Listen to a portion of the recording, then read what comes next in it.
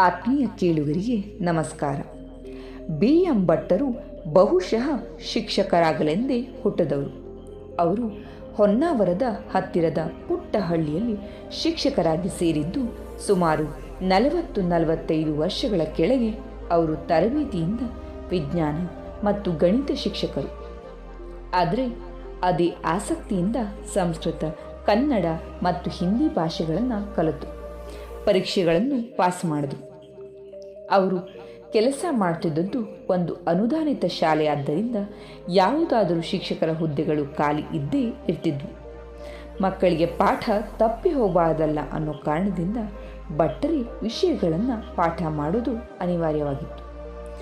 ಅನಿವಾರ್ಯವಾಗಿದ್ದರೂ ಕೂಡ ಪ್ರೀತಿಯಿಂದ ಸ್ವೀಕರಿಸಿ ಉತ್ಸಾಹ ಪ್ರೀತಿಗಳಿಂದ ಪಾಠ ಮಾಡ್ತಾರೆ. ಅವರು ಯಾವ ವಿಷಯವನ್ನೇ ಆಗಲಿ ಅಷ್ಟೇ ಸುಂದರವಾಗಿ ಪಾಠ ಮಾಡುವ ಸಾಮರ್ಥ್ಯವನ್ನು ಬೆಳೆಸ್ಕೊಂಡ್ರು.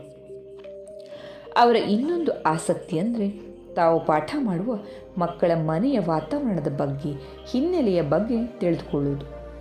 ಎಷ್ಟೋ ಮಕ್ಕಳಿಗೆ ಶಾಲೆಯ ಫೀಸನ್ನು ಕಟ್ಟೋದು ಅಸಾಧ್ಯವೆನಿಸಿದಾಗ ಅವರೇ ಕಟ್ಟಿ ಶಿಕ್ಷಣ ಮುಂದುವರಿಸಲಿಕ್ಕೆ ಅನುಕೂಲ ಮಾಡಿಕೊಟ್ಟದ್ದು ಇದೆ. ಈಗ ಇಳಿವಯಸ್ಸಿನಲ್ಲೂ ಅವರ ಮನಸ್ಸಿನಲ್ಲಿ ನಿವೃತ್ತಿಯ ವಿಚಾರ ಸುಳದಂತೆ ಇರಲಿಲ್ಲ. ತರುಣರನ್ನು ಕೂಡ ನಾಚಿಸುವಂತೆ ದಿನಕ್ಕೆ 5-6 ಕ್ಲಾಸ್ಗಳನ್ನು ತೆಗೆದುಕೊಳ್ತಿದ್ರು. ಶಿಕ್ಷಕರಿಗೆ ಮಾರ್ಗದರ್ಶನ ಮಾಡ್ತಾಯಿದ್ರು. ಇಂಥ ಶಿಕ್ಷಕರು ತಮಗೆ ಅರಿವಿಲ್ಲದಂತೆ ಮಕ್ಕಳ ಮನಸ್ಸಿನ ಮೇಲೆ ಅಗಾಧವಾದ ಪರಿಣಾಮವನ್ನು ಉಂಟು ಮಾಡ್ತಾರೆ. ಅವರ ಜೀವನದ ದಿಕ್ಕನ್ನೇ ಬದಲಾಯಿಸ್ತಾರೆ. ಇವರು ಹೊನ್ನಾವರದಲ್ಲಿ ಇದ್ದಾಗ ಒಂದು ದಿನ ಅವರ ಮನೆಯ ಮುಂದೆ ಒಂದು ಪೊಲೀಸ್ ವಾಹನ ಬಂದು ನಿಂತು. ಅದರ ಹಿಂದೆ ಕೆಂಪು ದೀಪ ಹೊತ್ತ ಮತ್ತೊಂದು ಬಿಳಿಯ ಅಂಬಾಸಿಡರ್ ಕಾರು ಕೂಡ ಬಂತು. ಭಟ್ಟರಿಗೆ ಗಾಬರಿಯಾಯಿತು.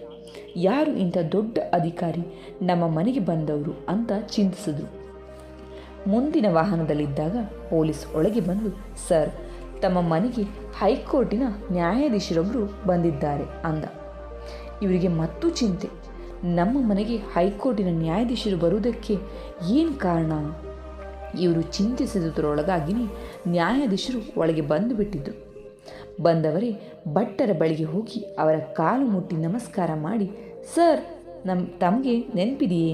ನಾನು ಸುಮಾರು 30 ವರ್ಷಗಳ ಹಿಂದೆ ತಮ್ಮ ವಿದ್ಯಾರ್ಥಿಯಾಗಿದ್ದೆ ಅಂತ ಹೇಳಿ ನೆನಪು ಮಾಡಿಕೊಟ್ರು. ಭಟ್ಟರಿಗೆ ಥಟ್ಟನೆ ನೆನಪಾಯಿತು. ಈ ಹುಡುಗ ಸಣ್ಣವನಿದ್ದಾಗಲೇ ತಾಯಿಯನ್ನು ಕಳೆದುಕೊಂಡಿದ್ದ. ತುಂಬ ಬಡತನ, ಆದರೆ ಹುಡುಗ ಮಾತ್ರ ತುಂಬ ಬುದ್ಧಿವಂತ. ಗುರು ಶಿಷ್ಯರು ಹರಟೆ ಹೊಡೆದರು. ಅಂದು ಭಟ್ಟರ ಶ್ರೀಮತಿಗೆ ಅನಾರೋಗ್ಯ. ಅವರು ಎದ್ದು ಅಡುಗೆ ಮಾಡುವಂತಿರಲಿಲ್ಲ. ಆದರೂ ಭಟ್ಟರು ಪ್ರೀತಿಯಿಂದ, ಇಂದು ಇಲ್ಲಿಯೇ ಊಟ ಮಾಡಿಕೊಂಡು ಹೋಗು ಅಂದರು.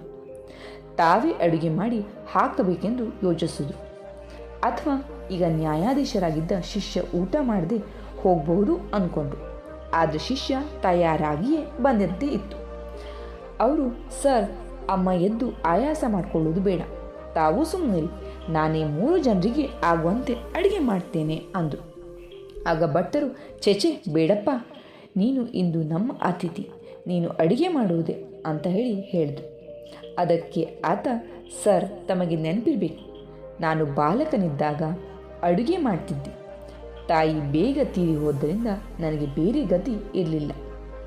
ಇಂದಿಗೂ ನನಗೆ ಅಡುಗೆ ಮಾಡೋದು ಮರೆತಿಲ್ಲ ಅನ್ನೋದನ್ನು ನಾನು ನಿಮಗೆ ತೋರಿಸ್ತೀನಿ ಅಂದ. ಅಡುಗೆ ಮನೆಗೆ ಹೋಗಿ ಚೊಕ್ಕಟವಾಗಿ 3 ಜನಕ್ಕೂ ಅಡುಗೆ ಮಾಡಿ ಬಡಿಸಿ ತಾನು ಉಂಡು ಹೊರಟ. ಹೈಕೋರ್ಟಿನ ನ್ಯಾಯಾಧೀಶರ ಈ ಸೇವೆಯನ್ನು ಕಂಡು ಎಲ್ಲರೂ ಕೂಡ ಬೆರಗಾದರು. ಆತ್ಮೀಯರೇ, ಈ ಸುಂದರವಾದ ಕಥೆ ಹೇಳಲಿಕ್ಕೆ ಕಾರಣ ಕೂಡ ಇಷ್ಟೇ. ಪ್ರಾಮಾಣಿಕ ಶಿಕ್ಷಕರ ಶಕ್ತಿ ಇದು.